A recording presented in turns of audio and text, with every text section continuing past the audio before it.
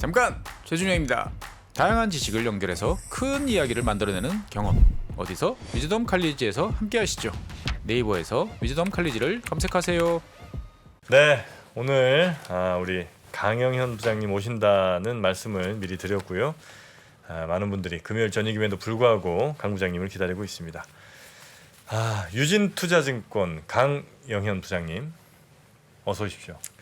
안녕하십니까. 안녕하십니까. 네, 네. 별거 없으시죠? 저는 부장님이 안 오시기를 너무 바랬는데 부장님을 모셔야 되는 상황이 오고야 말았습니다. 그러게요. 어려운 때를 이게 타이밍이 굉장히 좀 어려운 때가 돼 버렸습니다. 네, 이제 오셔서 굉장히 좀 그때 암담한 얘기를 많이 주셨잖아요. 네. 그래서 저는 이제 뭐 그럴 수도 있다는 마음이 이제 한켠에 있긴 했습니다만, 에이 설마 하는 마음이 이제 훨씬 더 컸거든요. 네. 제가 일단 제 포지션 자체가 이제 워낙 주식 몰빵이기 때문에 그럼 또 안 되기도 하고, 근데 그 상황은 와버렸어요. 저희 네. 의지와 희망과 무관하게. 예. 그 암담한 뷰는 지금도 여전합니까? 아니면 이 정도면 그래도 꽤 많이 내가 얘기했던 거에 실현이 이루어져서 이제는 뭐 아래로는 이제 꽤 많이 좀 다가온 것 같은데, 이런 느낌이. 얼굴을 봐야 되는데 되게 얼굴? 묘한 얼굴 하십니다. 얼굴? 예? 네. 네. 어떻게 혹시 좀 뭐 뷰가 바뀌셨는지 아니면 그대로신지 좀 궁금합니다. 일단 제 기본적인 생각은 네. 8, 9월까지는 제 뷰를 바꾸지는 않을 겁니다. 예, 기본적으로 올라가면 이제 그렇게 해야 된다라고 저는 생각을 하고 있거든요. 근데 어쨌든 가격적인 부분으로 보면 많이 빠지기는 했는데, 제가 우려하고 있는 세 가지 중에서 한 가지 정도만 해결이 되고 나머지 두 가지는 아직 진행 중입니다. 그래서 혹시 한길은 밸류에이션인가요, 그러면?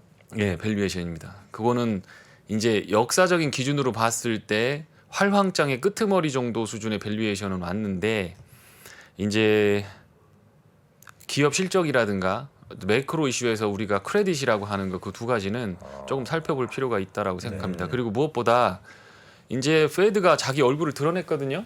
페드가 처음엔 그랬잖아요. 없다. QT 없다. 뭐 테이퍼링도 없다. 그러다가 금리 인상은 생각도 하지 않고 있다. 라고 하다가 그게 이제 작년 초 아니다 재작년 말인가? 하여튼 예전에. 그 작년 가을부터 아마 그렇게 본색을 드러냈을 겁니다. 실업 지표 제가 기억나는 게 9월달 실업 지표를 나오고 제가 완전히 뷰를 꺾었거든요. 작년 9월에. 그래서 아마 그렇게 됐을 겁니다. 필립스 곡선 얘기한 건데, 그 사람들은 얘기한 건데, 근데 뭐 괜찮다라고 하더니 트랜지트리가 될 거다, 잠깐 동안 될 거다라고 하더니 뭐 조금 나오니까 또 다른 얘기 하잖아요. 뭐 전쟁 때문에 그렇다, 우크라이나 때문에 그렇다, 서플라이 체인 디스럽션이다 하다가 3월 달에 제가 방송 나와서 5월 되면 저 양반들이 아마 커밍아웃을 할 거다 그렇게 했는데 커밍아웃 해버렸죠. 서플라이 체인 디스럽션에만 의지하지 않겠다. 그러니까 다른 말로 하면 뭐냐면, 통화 너무 풀었는데 그거 내가 풀었다고 하면 내가 뒤집어 쓰니까 그거 아니라고 얘기하고 있는 거예요. 그러니까 사실은 지금 이렇게 하락하는 거가 이제 재해로 보면 자연재해와 인간에 의한 재해가 있는데, 사실 지금 하락한 거는 자연재해급의 어떤 하락은 아니었어요. 주식에 경험이 있는 사람들은 이거 사실 인재다라고 생각하고 있는 겁니다. T나 포모, 갓, 심리적인 용어들이 밸류에이션을 끌어올리면서 대책 없이 매수만 들어갔던 거, 오버 밸류인 상황에서 오버 웨이트, 가계 자산에서 차지하는 비중이 주식 자산인 게 너무 쏠리게, 금융자산이 너무 쏠렸고, 그것도 성이 안 차니까 오버 레버리지를 해가지고 빚내다 거기다가 투자를 박아버린 거죠. 그렇게 하니까 역사상 유례 없는 유동성에 역사상 유례 없는 버블이 생겨버린 거고, 계좌를 갉아먹을 수 있는 도굴꾼이 막 삽소리를 득득득 내고 있는데 거기서 계속 윗방만 외쳤다라고 하는 건, 이거는 사람의 욕심이 만들어낸 인재지, 이게 무슨 뭐 갑자기 우크라이나 사태가 터지거나 WTI가 상승하거나 금리를 어떤 상승시키고, 혹은 제롬 파월이 어떤 뭐 투자자들을 속이기 위해서 그렇게 한 건 아닙니다. 그 사람은 속이지 않았어요. 잘 들어보시면 얘기하는 거 내내 다 얘기가 정확하게 돼 있습니다. 필립스 곡선 얘기하고 트랜지터리 얘기하면서도 자기가 어떻게 정책을 만들어갈지에 대해서 다 얘기하고 있었습니다.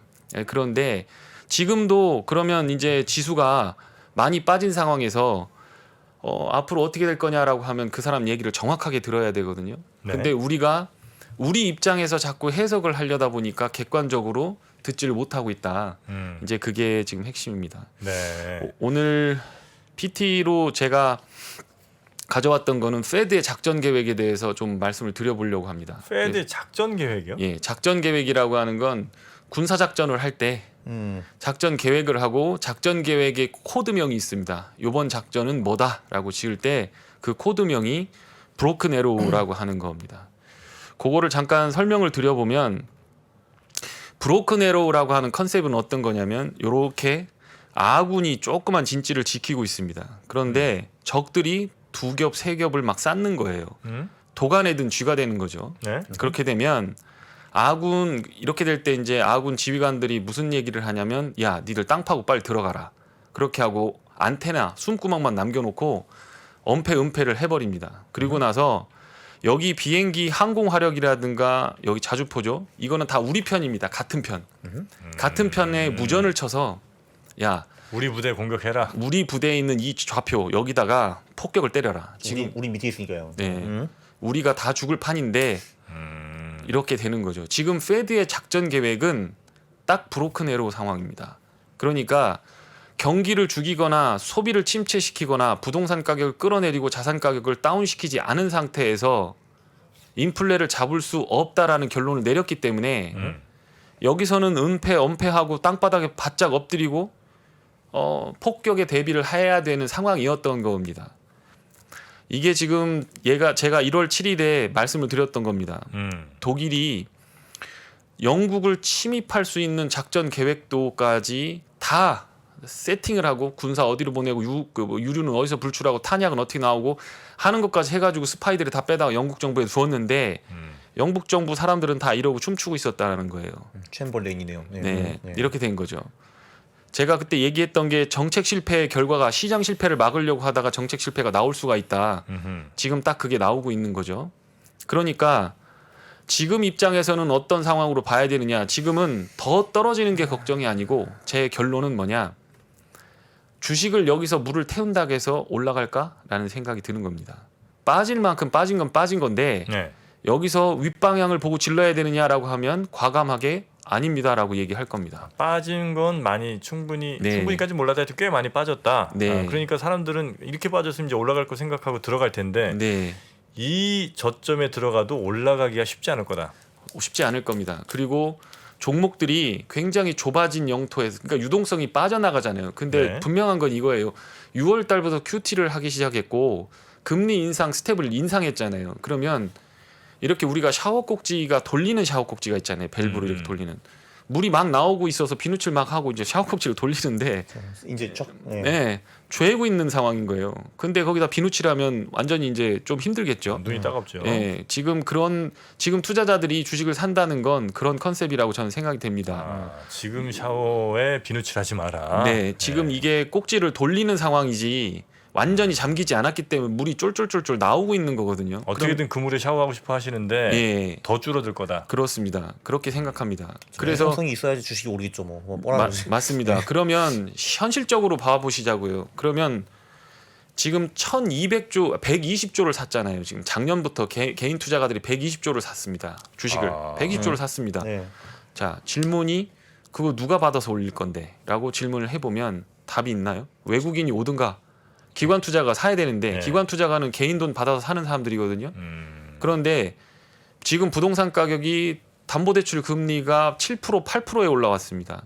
그런데 그거 갚아야죠. 마이너스 통장이라도 갚아야지. 1억 빌리면 500만 원, 700만 원 이렇게 들어오는 상황인데 그걸 어떻게 감당을 하죠? 안 되거든요. 그러니까 결론적으로 말하면 주식이든 코인에서 돈이 빠져나가서 그걸 갚는 게 내가 고롭지 않은 길이기 때문에 사람들은 그런 전략적인 행동을 할 가능성이 있고 그러면 설 땅이 굉장히 좁아집니다. 종목은 좋은 게 널렸고 뭐 밸류에이션 싸지고 다 좋죠. 그동안 유동성 장세에서는 지금 같은 30% 하락에서는 무조건 사야 됩니다. 하늘이 두 쪽 나도 사야 됩니다. 네. 그런데 지금은 아닌 것 같아요. 그게 왜 그러냐면 요걸 보시면 알 수 있는데 요게 그 세렝게티 초원에 있는 이제 건기가 다가오기 전에 어떤 우물입니다. 이게 무슨 동물? 악어예요? 뭐예요? 하마들이에요. 하마들. 하마들. 예. 얘들이 물 좀 맛있겠다. 먹으려고 가면 악어하고 하마하고 막 자기 영토라고 막 하고 이전 투구를 하면서 사슴들이 물 먹기도 어렵죠. 그러니까 천리길 멀다 하고 물을 찾아서 목초를 찾아서 양떼나 사슴들은 이동을 해야 되는 상황이 오는 겁니다. 지금 우리가 처한 상황이 딱 요거예요. 자꾸 좁아집니다. 설당이. 그래서 투자자들이 손실을 본 거 그 손실이 조금 더 작아질 것 같다는 생각에 자꾸 잦은 매매를 하실 수도 있는데 그거는 아닌 것 같다.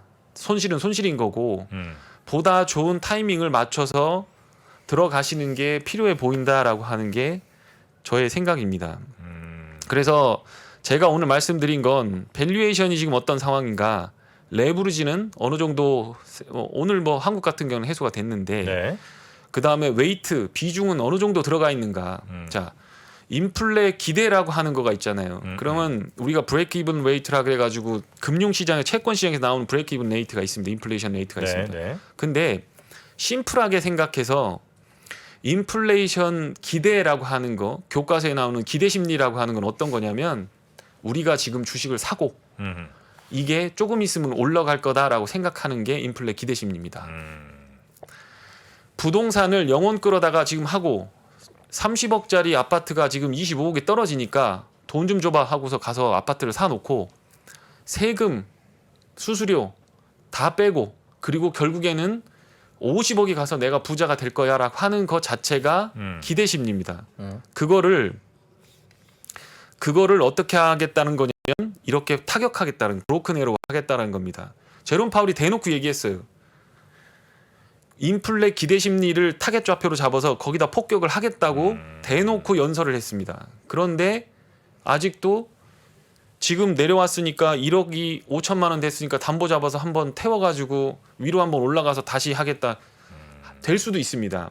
잠깐 동안은 10% 20% 될 수도 있습니다. 그거라도 해보겠다라고 하면 괜찮을 수 있지만 중요한 건 입지가 좁아진 상황에서 전문가들이 아니고 혹은 주식에 대해서 날선 애들이 아니고서는 이 영토를 비집고 들어갈 틈이 없다라는 겁니다.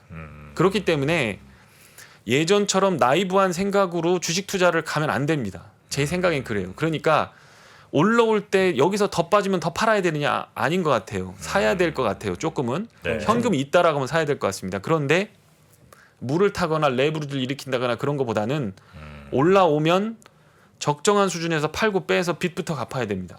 빚 다 있으시잖아요. 개인 투자가들 다 있으시잖아요. 네. 그부터 갚고 한 6개월이나 9개월 정도가 걸릴 것 같습니다. 그 이유는 실물 시장의 지표들이 부러지는 것들을 눈으로 확인할 수 있는 기술적인 타이밍이 올해 9월이나 12월 정도는 돼야 클리어하게 될 수 있다라고 하는 겁니다. 그래서 그때쯤에 경기 상황을 보고 그래도 주식이 정말 매력적인 것들이 있으면 그때 한번 멀리 보고 투자를 해보면 어떻겠느냐, 이렇게 좀 조언을 드려보겠습니다. 그럼 일단 핵심 요약을 하면은 그 연준은 이제 물가를 잡기 위해서 그 부동산과 주식이 떨어지는 걸 용인하는 정도가 아니라 아예 그냥 파괴시켜야지만 물가가 내려갈 수 있다라고 판단을 하는 거죠. 그죠? 끄잡아 내려버리겠다는 거죠. 그게 핵심이니까. 네. 그러니까 부동산 가격이 높은 게 문제가 아니고 부동산 가격이 인컴 대비 높은 게 문제입니다. 네. 소득도 안 되는데 빚내서 자꾸 사놓고 집값 못 찾으면 어떻게, 나 이거 하우스 푸어 되면, 아니 뭐 예를 들어서 나만 거지 되면 갑작스럽게 거지 되는 걸 뭐라고 하죠? 그거 급거지? 하우스푸어? 그나? 아니 갑작스럽게 거지 되는 그 벼락거지. 네, 벼락거지. 벼락거지. 예, 그렇게 될까봐 걱정하는 마음 자체를 없애버리겠다라고 하는 거가 네. 그게 핵심이라고 보여집니다. 제롬 네. 파월의 얘기를 이게 들어보면. 근데 되게 그 리스키하잖아요. 왜냐하면 자산 가격이 한번 떨어지기 시작하면은 그 모멘텀 때문에 계속 더 떨어질 수 있는 거잖아요. 근데 그거를 잡을 수 있을까요, 그게? 그러니까 이게 신용의 팽창과 축소 과정에서 오는 건데 결론적으로 제롬 파월이 그 중에서 이제 걱정하시는 부분을 얘기했거든요. 결국에는 경기 침체까지는 안 올 거니까 걱정하지 마라고 얘기했어요. 그런데 믿어요, 그거를?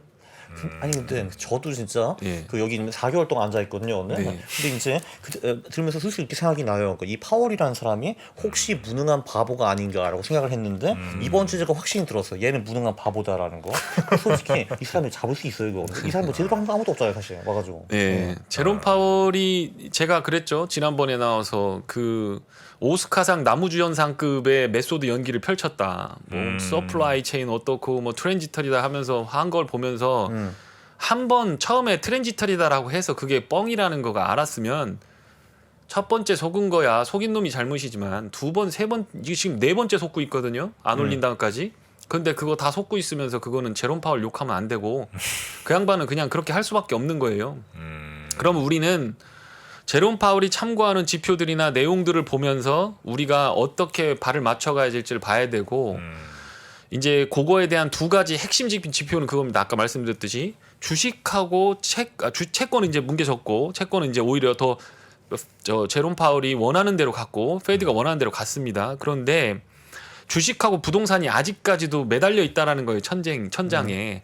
그거를 어떤 식으로 꺼나갈 건지에 대한 어떤 컨셉을 가지고 있어야 되고 스케줄을 갖고 있으면 투자를 하시는데 좀 도움이 될 거다라는 네. 생각을 합니다. 본격적인 얘기 이제 해주시기 전에 뭐 네. 질문 드리고 해서 하나 좀 저도 궁금한 건데 지금 많은 전문가들이 지금의 주가 수준이면 우리 기업들의 뭐 이익이나 이런 걸 볼 땐 네. 이거 아주 저평가돼 있다. 네. 그런 장기 얘기 투자하면 된다. 많이 얘기하시잖아요. 네. 근데 혹시 그 저평가라는 건 결국 기업의 이익이 얼마일 거라는 걸 이제 추정해서 그걸 네. 이제 땡겨서 이제 평가를 하는 걸 텐데 네.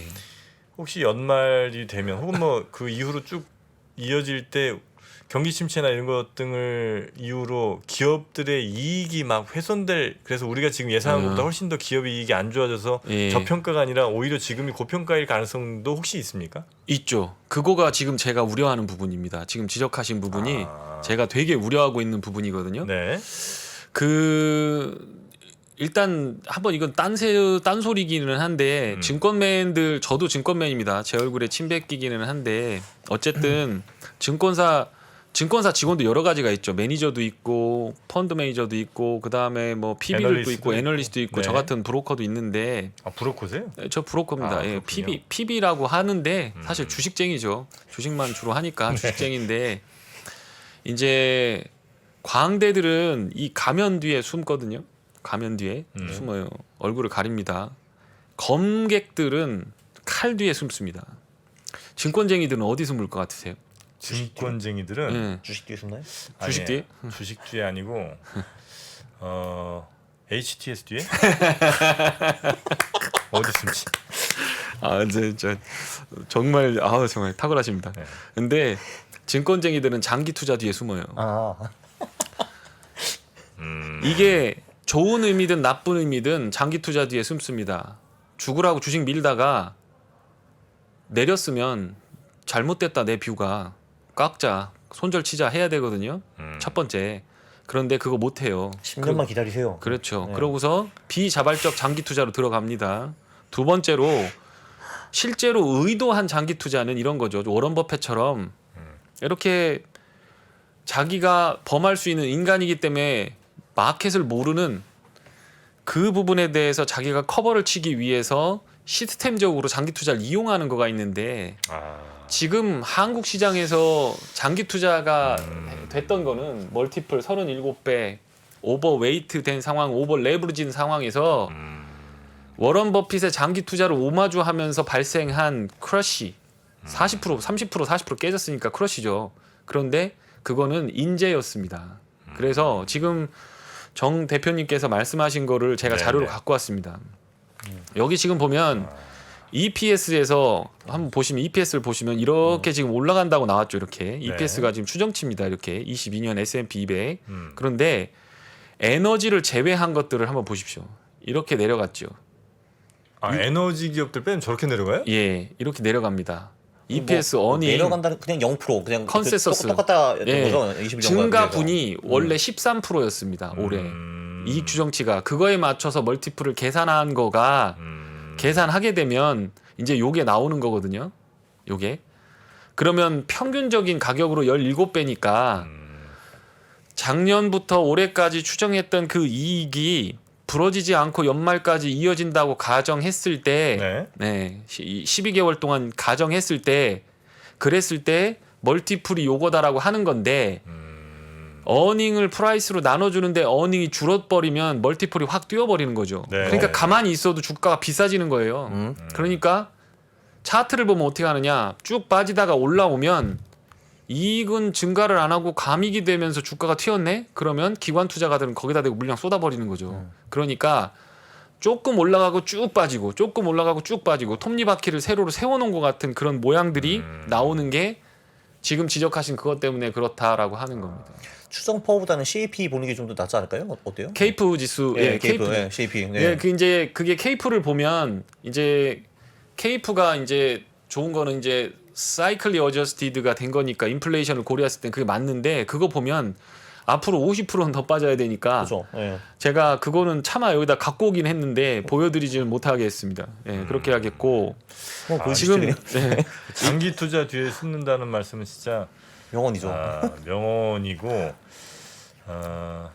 일부 증권사 직원들이 지금 강 부장님 찾아온다고 난리. 죄송합니다. 죄송한데 나쁜 의도로 얘기한 건 아니고 네. 어쨌든 그분들도 네. 불안하실 수도 있죠. 내 네. 지금 당장 이게 뷰가 틀리거나 이랬을 때 네. 부담이나 이런 것들 있을 수 있으니까. 멀리 보면 10년 보면 장기 투자가 괜찮다고 생각하실 수 있는데 그래 제가 그 사진을 갖고 왔습니다. 한번 봐주시면 요거 한번 보시죠. 네. S&P의 본성이라고 제가 지었는데 S&P의 본성. 예, 원래 본성은 박스권이라는 거예요. 근데 뭐 사각형이라는 거 얘는 네? 사각형. 그러니까 이게 지금 2013년이거든요. 여기가 끄트머리가 여기 2013년까지만 차트입니다. 2000년부터 2013년대. 예, 예. 그러니까 2000년대 꼭지 찍고 내려왔다가 다시 07년대 올라갔다 다시 내려왔다가 다시 꼭지 찍고 여기에 있는 2000년까지 올라오는 상황을 딱 더해 보면 20년 박스권입니다. 그런데 Q1, Q2, Q3 남유럽 사태까지 해갖고 전 세계가 전부 돈을 풀고 2001년도부터 WTO 체제에 편입된 중국이 보조금을 주면서 싸구려 물품들을 전 세계에 밀어내는 그런 흐름들이 나왔기 때문에 우리는 플랫폼 멀티플 많이 받는 거 이익 추정 필요 없고 PER 필요 없고 PSR 필요 없고 꿈을 가지고 하는 거니까 PDR로 가자라면서 주가 끌어올린 거가 미국 주식이 된 거고 나머지 형이 하학적인 부분이라고 볼 수 있는 눈으로 계산할 수 있는 것들은 한국, 일본 뭐 중국 니들 다 해. 그렇게 하면서 걔들은 멀티플을 계산해서 주가를 박스권으로 만들어놨으니까 한국은 20년 박스권인데 얘들은 스카이로 마케팅하는 결과가 나왔다라는 거죠. 근데 그래도 저거는 조금 오버 아니에요. 그래서 그래도 더 장기 차트를 보면 미국이 우상향하는 거 맞잖아요. 네. 80년대, 90년대 그렇죠. 오르고. 예, 예. 그러니까 여기서 지금 2013년부터 지금 2023년까지인데 요 앞에서 보면 1987년부터 시작한 거거든요. 그 87년부터 보면은 지금 보면 엄청나게 올랐죠. 그죠. 올라온 건 맞습니다. 10% 정도 올랐어요. 장기적으로 네. 보면 그렇습니다. 그런 건 맞는데 지금 그거에 대해서 우리가 지금 얘기할 수 있겠는가라고 하는 걸 요걸 한번 보시죠. 요걸 한번 보시면 혹시 이제 메시지가 이것인가요? 한마디로 완전히 장기적으로 우상향하는 건 맞는데 네. 박스형이 한 10년, 15년 가는 건 충분히 가능하다. 이거 말씀이신가요? 지금은 박스로 잘해봐야 박스권입니다. 여기서 잘해봐야. 2, 3년 빠져버려서 주가 확 빼버리고 올라오는데 6, 7년 걸리고 다시 거기서 한번 두들겨 맞고 또 빠지고 왜냐하면 재정적자라든가 연준의 자산이라든가 이런 것들이 크레디빌리티가 있거든요. 지금 연준이 75bp씩 올라대는 이유가 테일러 공식 검색해보면 나올 겁니다.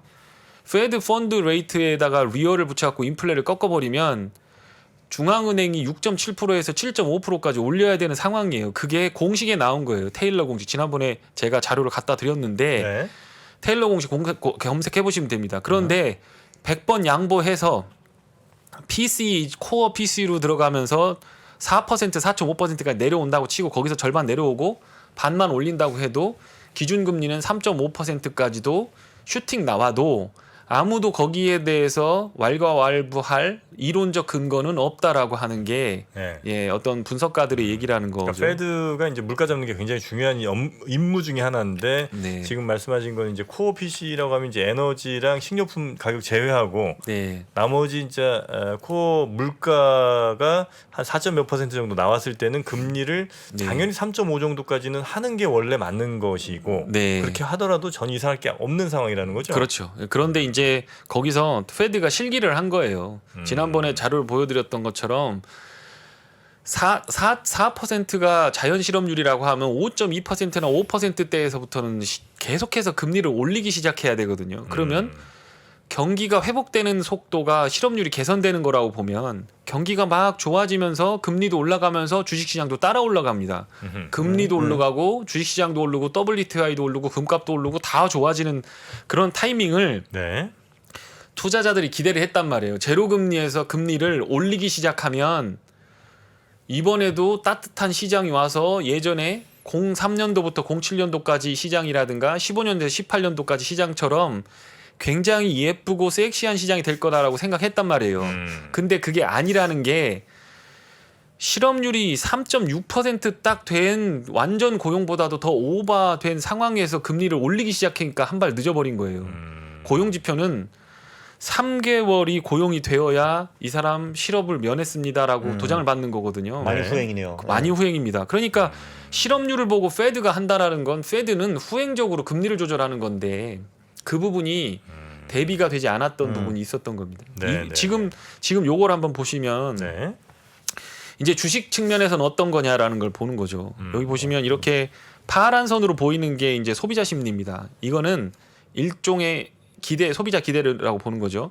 앞으로 돈을 쓸 거냐 안 쓸 거냐 결국적으로는 사람들이 소비를 하면서 기업 실적으로 잡히면서 EPS에 영향을 미치는 거라고 보시면 그건 이렇게 내려갔죠. 근데 대충 따라가잖아요. 노란 선이.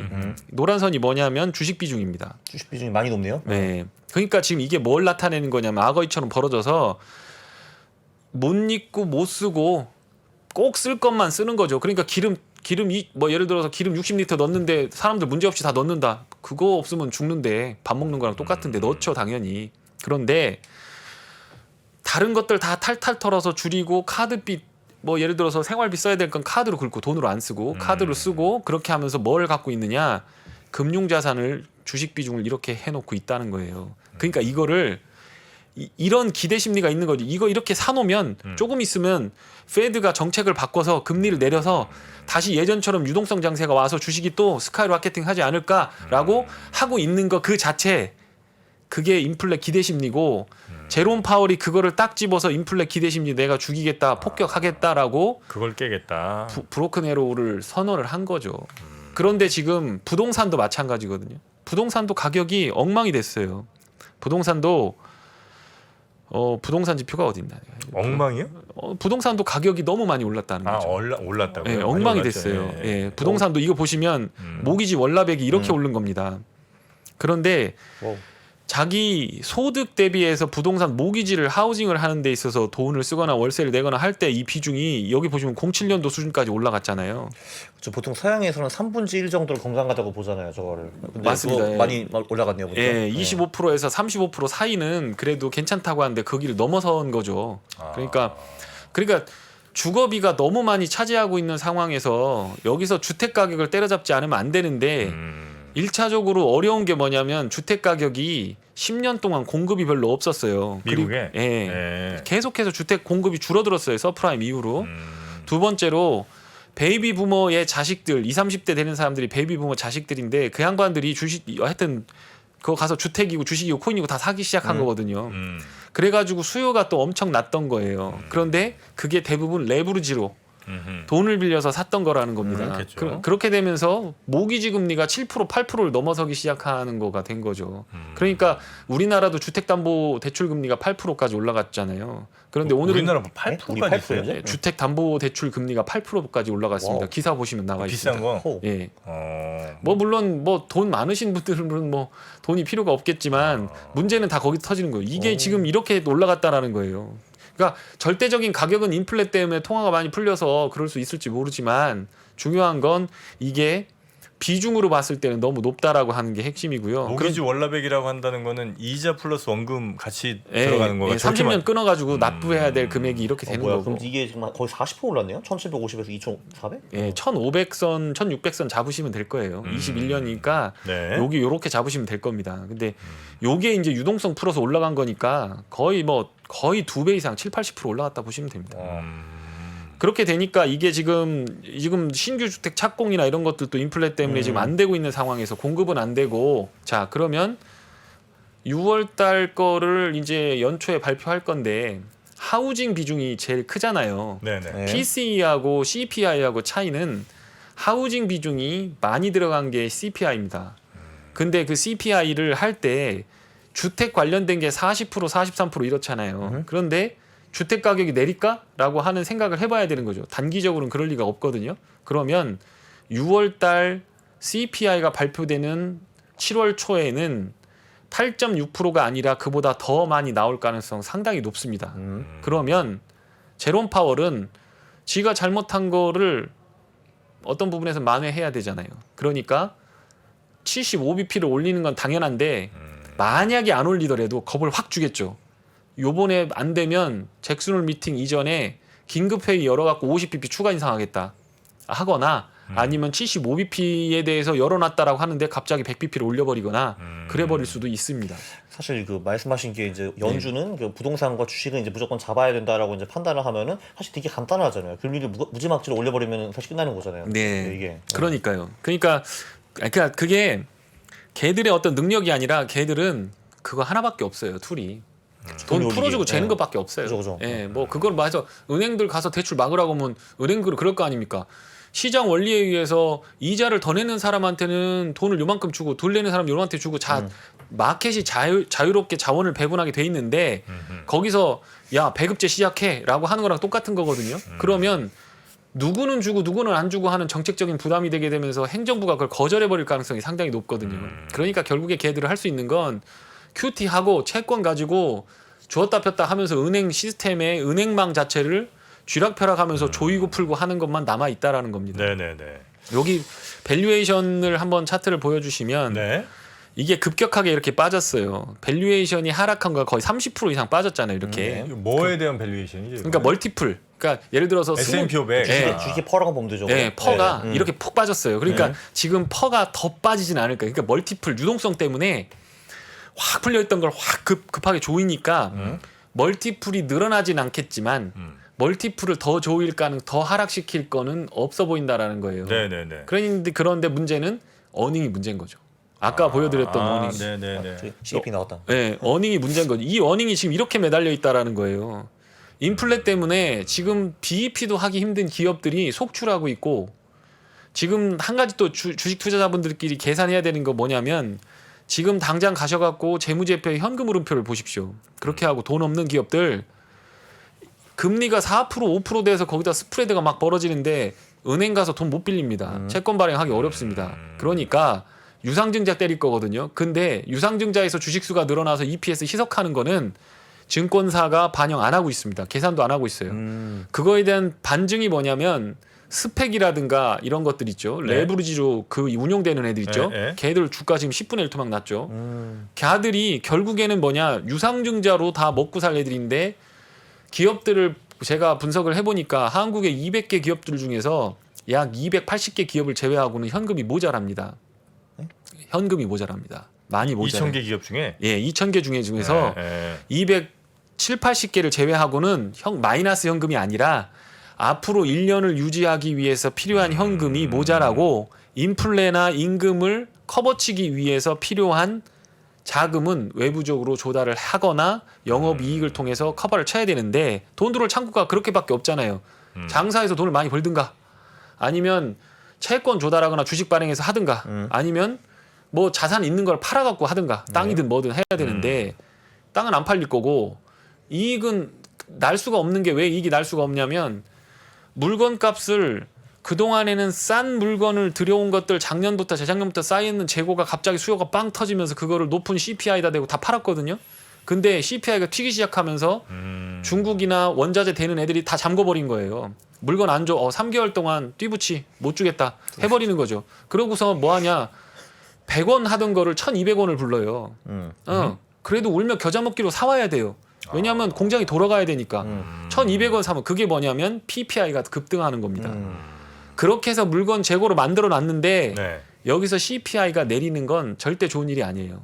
고객들이 돈 써가면서 그래 다 갖고 와 내가 다 사줄게 나 먹을 수 있어 다 쓸 수 있어 하면서 CPI가 튀어버려야 돼요. 그러니까 가격정가 돼야 된다는 그렇죠. 얘기죠. 그래야 기업 이익은 안 부러집니다.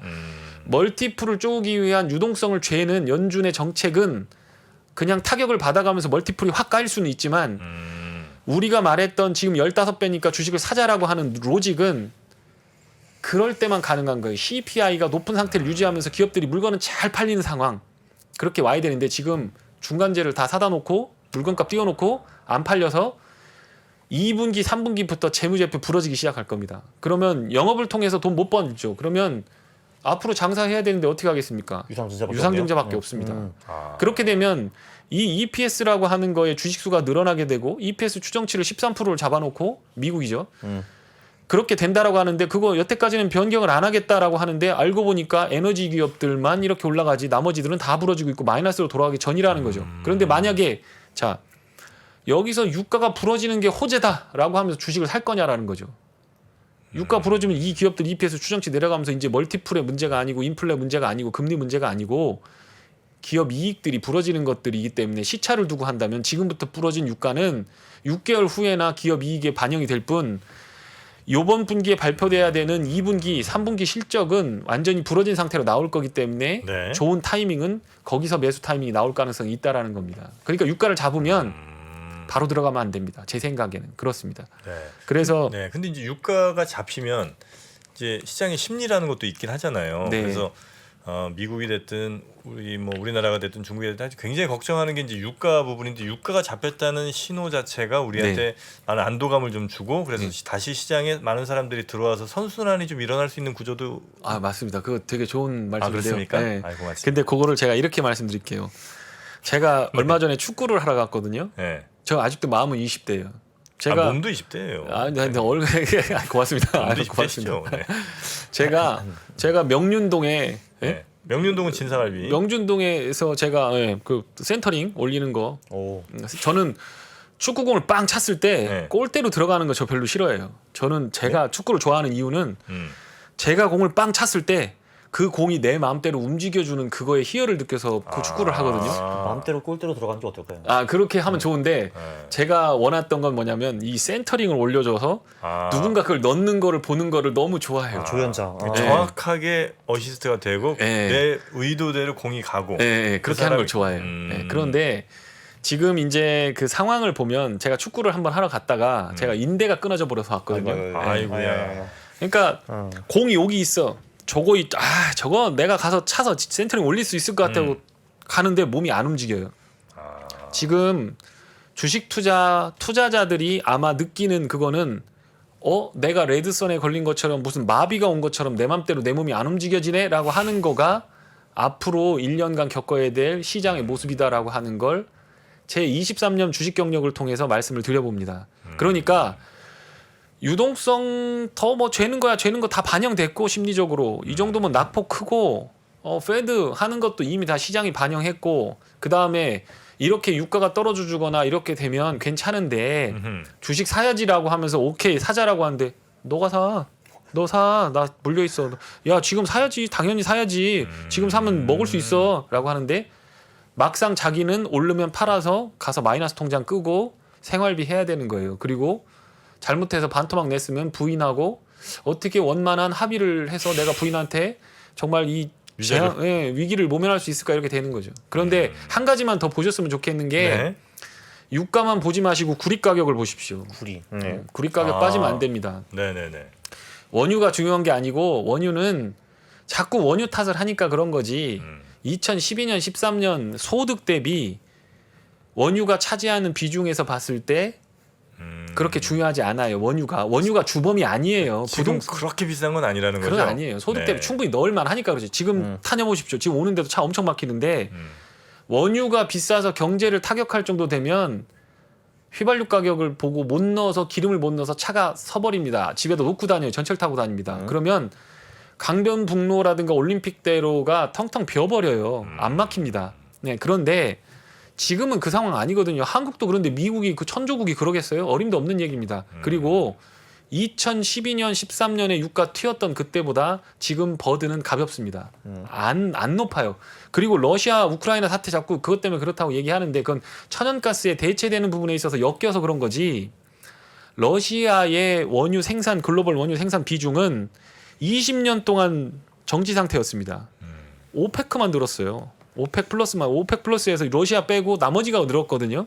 그런데 중동에서 오페크 기업들이 오페크 나라들이 중동에서 전쟁 터진 것보다 지금 더 예민하게 WTI를 원망하고 그게 막 움직여요. 그게 달러가 많이 풀려서 그런 건지 진짜 원유가 정말 필요해서 그런 건지 그거에 대해서는 생각을 해봐야 된다라는 거예요.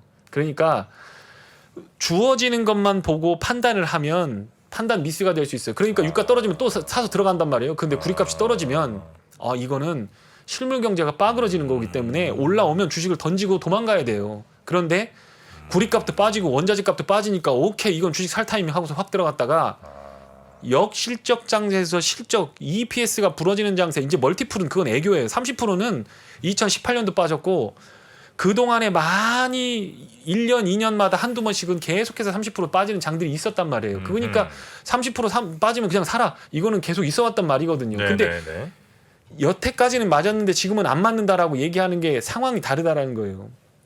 120조 주식을 이고 있고 금리 이제부터 막 올리기 시작한 6개월에 금리 상황으로 보면 7번, 8번 올리는 상황이다. 25bp씩이요. 그 다음에 오버 레버리지 상황에서 이거 보시면 차트도 이따 보여드리겠지만 빚내 갖고 주식 투자하고 오버 웨이트 많이 들어가고 그렇게 된 상황입니다. 그러면서 어떻게 보면 전쟁 터졌지. 나올 수 있는 거 다 나왔어요. 그런데 주식을 누가 사준다는 얘기예요. 누가 사줘서 올라간다는 얘기입니까? 할 수가 없는 얘기예요. 어디까지 빠질 것 같으세요? 그 결론적으로 말씀을 드리면 솔직히 말하면 저도 주식을 지금 사고 싶어서 근질근질 거려갖고 하루 종일 고민합니다. 근데 손가락을 붙들어 매고 있어요. 인버스도 다 풀고 인버스가 플러스가 난 것들을 풀어서 접어서 위로 올리고 싶거든요. 근데 정말 그 예전 같았으면 한치의 망설임도 없이 그냥 한 큐에 때려박고 골프 치러 갔을 그런 종목들을 네? 보고서 그냥 보고만 있는 겁니다. 내가 못 벌어도 여기서 들어가면 안 되겠다라는 생각이 드는 게 이 레버리지라든가 이런 그러니까 유동성이 줄어든 상황에서 실적이 아직 결과가 안 나왔기 때문에 그게 어렵다. 자, 그러면 이렇게 말씀을 드리면 될 것 같아요. 지수는 제가 보는 지수는 나스닥은 다른 데서도 얘기해 왔습니다. 9,700선입니다. 9,700선. 지금 얼마지? 나스닥이 11,000선 정도 될 겁니다. 9,700선을 얘기해 왔으니까 10% 정도 떨어지면 그때는 어떻게든 살려고 할 것 같습니다. 제 생각에. 그거는 전 고점입니다. 2018년, 19년 고점입니다. 거기까지는 유동성은 다 회수를 할 거기 때문에 거기까지는 급하게 빠진다 그러면 해볼만 하겠다. 제가 생각하는 거고요. 나스닥의 경우는 네, 나스닥의 경우는 코스피는요? 코스피의 경우는 PBR 0.9배 이거 안 믿는다 저는. 네, 왜냐하면 한국은 환율이라는 게 있거든요. 환율이 튀어버렸잖아요. 우리 주식 사줄 수 있는 사람 외국인밖에 없거든요. 그러니까 외국인의 시야에서 1,050원일 때 PBR 0.8배 들어왔던 거, 0.9배 들어왔던 거는 1,200원에서는 조정돼야 됩니다. 환율이 그러니까 많이 바뀌었으니까 2,100원, 2,100이나 2,200선도 그렇게 싸다라고 생각할 수는 없습니다. 그런데 분명한 건 떨어진다는 얘기가 아니고 네? 이제는 종목을 잘못 고르면 물려갖고 지수는 올라가도 내 주식 안 올라가는 그런 장세가 될 것 같기 때문에 네, 근데 논리가 좀 살짝 이해가 안 되는 게 네. 그 1,050에 0.9랑 그러니까 지금 0.9라 하면은 네. 지금이 훨씬 더 싼 거잖아요. 걔네들 입장에서는. 왜냐면 원화가 싸기 때문에. 그렇죠. 예, 네, 네. 그렇긴 한데 그러니까 이제 까꾸로 뒤집어 그때 놓으면 0.9는 그러니까 지금의 0.9랑 그러니까 지금의 0.9는 더 싼 거잖아요, 사실. 그렇죠. 그들 예. 입장에서는. 그러니까 네. 결국에는 제 말씀은 그때 1,050에 0.91대1 상황을 1,250원, 1,300원으로 맞춰줘야 된다는 거예요. PBR 자체를 맞춰줘야 되는 거예요. 그러니까 지금이 그럼 또 0.7 네, 아닌데? 그러니까 좀 예를 들어서 네. 이렇게 보시죠. 2,300선이 0.9배라고 이렇게 생각을 해보시죠. 네, 그렇죠. 그런데 네. 0.9배인데 그 0.9배라는 걸 계산할 때 1,050원이었다면 우리도 1,050원으로 계산해서 0.9배를 해주고 만약에 1,250원의 0.9배 수준이라고 한다면 이것도 1,250원으로 계산을 해줘서 하는 게 맞지 않겠나라고 보는 건다는 거죠. 살짝 복잡하긴 하네요. 예. 예, 예. 예. 그러니까 통화라고 화폐라고 하는 거에 대해서 외국인이 움직이는 시간 물론 지금은 환율이 좋기 때문에 들어올 수 있다라고 생각이 듭니다. 예, 그런데 그거는 WTI가 어떤 내려가야 되는 상황도 있는 거고 또 한 가지가 나오는 게 이제 무역 수지죠. 네. 무역 수지 적자나는데 잘 안 들어와요. 우리나라 수출이 중요한 나라니까. 예, 수출이 중요한 나라니까 안 들어옵니다. 그렇게 해서 환율이 떨어지기 시작하면 이제 들어올 거고 그때 이제 PBR 몇 배를 계산해서 그 사람들이 예상을 할 거다라고 생각이 듭니다. 예, 그래서 저는 이제 이 주식 시장을 올릴 수 있는 건 외국인밖에 없는데 본토에서 나와서 해외 쪽으로 자금이 나오지 않으면 조금 어려울 수도 있겠다 이런 생각을 하고 있는 겁니다. 그래서 외국인들이 우리나라를 선택해서 많이 들어올 가능성은 아직까지는 이렇게 보이는 건 없는 거죠? 예, 저는 없어 보입니다. 아직까지는 없어요. 수출이 갑자기 우리나라가 뭐 잘 된다든지 이럴 일도 별로 없는 예, 거 그런 같고. 것도 없고 중국의 프락시잖아요. 그러니까 네네. 중국이 좋아진다라는 걸 확인하고 아마 쏘겠죠. 그렇게 할 수 있는데 요거 보시면 이제 여기 지금 우리가 리스크라고 하는 결국에는 어떻게 되느냐 기업 실적을 줄이고 이익이 안 나는 것들은 고용을 해고하고 하면서 실업자를 늘리고 경기를 캄다운 시키는 과정들이 은행망을 통해서 진행될 건데 그게 연준이 금리를 재기 시작하고 6개월에서 9개월 있으면 실물 경제에 타격이 되면서 뉴스로 기사화되기 시작할 겁니다. 네. 그렇게 되면 3월 달부터 재기 시작했으니까 결국에 약한 기업들이 터지는 거는 9월부터 터지기 시작할 거고 결국에 채권 시장에서 하이힐드 채권이라든가 하이힐드 채권 스프레드 혹은 인베스트먼트 그레이드라고 하더라도 투자 적격 등급의 채권들도 스프레드가 벌어지기 시작할 겁니다. 이제 그것까지 확인하고 충분히 내려갔을 때 여기서는 기업 실적 더 안 빠진다. 이 기업은 거꾸로 뒤집어 놔도 이 기업은 이 정도는 낸다라고 하는 거가 나오면 그때 거기서 물을 태우시고 그때 뭐 빚을 내든 어떻게 하든 그렇게 해서 한번 태우시는 게 맞는 것 같고 지금은 떨어진다 올라간다를 맞추자고 하는 게 아니고 제가 말씀드린 건 저는 한 번도 그렇게 말씀드려 본 적이 없는데 네. 확인하자라는 말씀입니다. 이익이 잘 나올지 안 나올지 유가가 떨어질지 안 들어갈지 푸틴이 전쟁을 끝낼지 안 끝낼지 인플레가 잦아들지 안 잦아들지 그거를 왜 증권맨이 결정을 해요. 그냥 관찰하고 보고 이런 상황이다라고 하는 것만 판단하면 되지 그걸 왜 네가 결정하냐 제가 말씀드리는 거예요.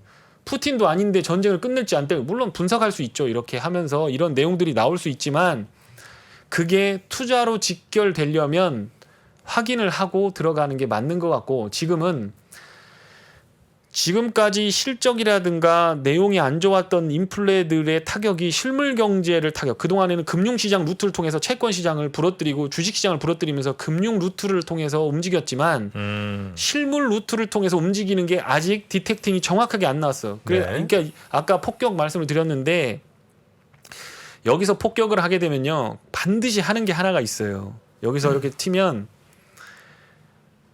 우리가 뭐 강백호도 아니고 슛 쏴놓고 그냥 돌아가면 뭐 링에 들어가고 하는 게 아니기 때문에 폭격을 하게 되면 관측 장교들이나 정보병들이 가서 폭격을 때렸을 때 탱크 100대 인원 2,000명인데 거기다가 확산탄을 뿌리고 뭐 해서 포격을 해서 빠바방 하고 폭탄을 얼마치 딱 때려 박았는데 보니까 탱크는 한 40대 폭격이 된 것 같고 뭐 반파된 것 같고 그런데 막 슬물슬물 돌아서 막 다시 진격해 오고 뭐 사람들은 다 피해가지고 산계해가지고 2,000명 중에서 100명밖에 안 죽고 이게 뭐라고 하는 거냐면 밤 데미지 어세스먼트 폭격 피해 평가거든요. 네. 그런데 페드는 전략을 3월부터 5월까지 지금 2번 이제 한 거잖아요. 6월까지 이제 한 분기 한 거잖아요. 그러면 그걸 확인하는데 3개월에서 6개월이 걸릴 거 아닙니까? 그럼 최소 9월 정도는 돼야 밤 데미지 어세스먼트가 나옵니다. BDA가.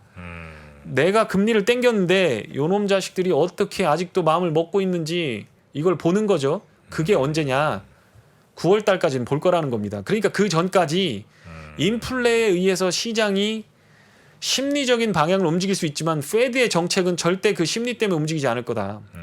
그러면 그 심리 말고 네가 말하는 그 중심적인 값이 뭐겠느냐라고 한다면 네. ISM 제조업 지표를 보시면 됩니다. 오늘 갖고 왔는지 제가 모르겠는데 보세요. 예, 있어요. 그 필라델피아 연준 지수가 나왔는데 이거죠. 이게 좀 6개월 레깅을 하는데 ISM 제조업 지표가 이게 짙은 색입니다. 그리고 이건 필라델피아 연은 지수라고 보시면 되거든요. 근데 이게 이렇게 부러지면 6개월 후에 ISM 제조업 지표가 이렇게 부러집니다. ISM 제조업 지표는 우리하고 굉장히 밀접합니다. 우리 수출과도 관련이 있고요. 지금 반도체 안 되고 외국인들 다 파는 거 같이 딱 속스하고 갖다 놓고 돌려보시면 ISM 제조업 지표하고 싱크로율 장난 아닙니다. 예. 그러니까 삼성전자가 뭘 잘못하고 하이닉스가 뭘 잘못한 게 아니라 걔들은 그냥 열심히 일하고 반도체 만들어서 팔고 있는 건데 주식시장이 지금 막 과매수 개매도를 하면서 하이닉스를 좋게도 만들고 삼성전자를 나쁘게도 만들거든요. 그런데 실제로 큰 돈을 움직이는 사람들은 ISM 제조업 지표 그 선행이 되는 이런 필리 혹은 크레딧 임펄스 혹은 뉴 오더 같은 것들이 먼저 움직이면서 그게 까꾸러지기 시작하면 조금 있으면 ISM 제조업 지표 부러지고 반도체 수요 줄어들겠네라고 하면서 주식을 다 집어던고 공매도 하는 거예요. 그래서 지금 머리에 시지프서처럼 돌멩이를 이고 있는 차트들이 만들어지는 거거든요. 근데 요게 저의 생각에는 마이너스로 돌아설 것 같습니다. 지금 55인데 요게 50 이하로 내려갈 것 같아요. 그러면 그때 정도 되면 페드가 BDA 판정을 할 때 이 정도면 애들이 정신 차렸겠지라고 생각하면서 완화 정책을 취할 수 있고 그러면 개월수를 대충 따져보면 리딩 타임이 ISM 뉴 오더와 인벤토리를 가지고 계산을 했을 때 6개월 정도 걸리니까 9월 정도는 돼야 된다는 거죠. 그러니까 모든 게 9월이잖아요. 네네네네. 8월 이전에 금리 다 땡겨놓고 그 기대 인플레이션을 확 죽여버리겠다라고 하면서 확 끌어올려 자산가치 내려놓고 네, 멀티플 네. 죽였어 일단. 그 다음에 기업 실적 한 분기 두 분기 재무제표 회계사분들이 이걸 해서 다 측정을 할 거고 그리고 제조업 지표 딱 보고 있어서 니들이 내가 의도하는 부분에 대해서 명확하게 이해했구나라고 하는 BDA 측정 나오고 네. 그러고 나면 시장이 오케이 니들이 사고 싶으면 사고 팔고 싶으면 팔아봐 라고 하면서 그때 어떤 적정 수준의 박스라든가 트렌드를 만들기 시작하면서 균형 상태를 흔들리다가 딱 잡겠죠. 그러면 그때부터 조금 평가를 해보시고 뭐 3%의 뭐 훌륭하신 뭐 애널리스트 분들이나 이런 분들이 많이 나오는 그 정보들을 취합해서 네. 좋은 종목을 추려서 거기다가 한번 매수를 해보시면 괜찮지 않을까라는 생각을 일단 해보고 7, 8월까지는 액션하는 거 좋지 않다. 예, 물려 있어도 네. 조금 그냥 기다려 보시고 물 타고 그러지 말고. 예, 뭐 항상 좋지만은 않거든요. 또 네. 그렇다고 항상 나쁘지만도 않아요. 네, 네, 네. 많이 내린 것보다 더 큰 호재는 없기 때문에 또 올라갈 수 있습니다. 그런데 경기만 확인하자 여기서. 지금은 네, 네, 네, 네. 금융시장 루트만 타격이 됐지 실물시장 루트는 아직 확인이 안 됐으니 네. 이걸 확인하고 들어가 보시는 것도 네. 괜찮을 것 같다. 이렇게 경기를 확인하는 가장 괜찮은 방법 중에 하나가 ISM 그리고 저 구리 네 구리 가격. 그거 잘 네. 민감하게 좀 살펴보면 너무 유가 뉴스에도 유가 너무 많이 나오니까 네. 그거에 우리가 흔들려 갖고 막 사거나 팔거나 그런 거는 좀 우리가 예 맞습니다. 어리석은 일일 수 있다. 네, 맞습니다. 예. 알겠습니다. 저런 정도 2, 3분기는 쉬어가면 되겠군요. 네. 그렇죠. 그 쉬는 타이밍이 지금부터 쉬면 안 되고 조금 먼저 한 분기 먼저 쉬었으면은 그러면은 네. 조금 더 좋을 뻔했는데 아 그때 그 경고를 조금 해주셨네. 조금 네. 아쉽기는 하지만 그래도 네. 다 뭐 솟아날 구멍이 있으니까 그렇게 하시면 될 것 같습니다. 알겠습니다. 우리 강영현 부장님 많은 분들이 꼭 모셔달라는 말씀들이 많아서 오늘 저희가 저녁 시간에 한번 긴 시간으로 좀 모셔봤고요. 7월쯤 돼서 다시 한번 모시고 그때 또 바뀐 거 있는지 한번 여쭤보도록 네, 알겠습니다. 하겠습니다. 아유 우리 강영현 부장님 오늘 너무 고생 많으셨습니다. 예, 고생 많으셨습니다. 고맙습니다. 네, 고맙습니다. 미국, 중국, 러시아 이런 나라들의 움직임에 대해서 관심이 어느 정도 생겼는데 거기에서 우리는 과연 뭘까? 우리는 체스판의 말이 아니다라는 생각을 좀 해야 좋겠어요. 어떻게 생각하세요? 우리 편 누굴까를 좀 더 고민할 수 있지 않을까 싶어요.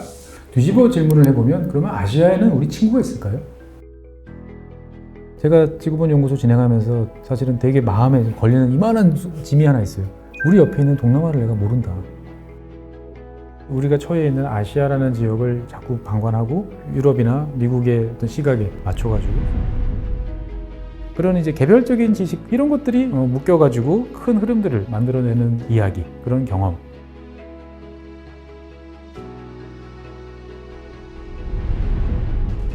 작고 잡다한 지식이라도 그것들을 절대 무시하지 마라. 나는 그건 되게 긍정적이고 그런 지식들을 연결해서 말 그대로 위즈덤이잖아요. 정말 현명해지고 뭔가 남들하고는 좀 차별화된 그러한 관점 그리고 그러한 비전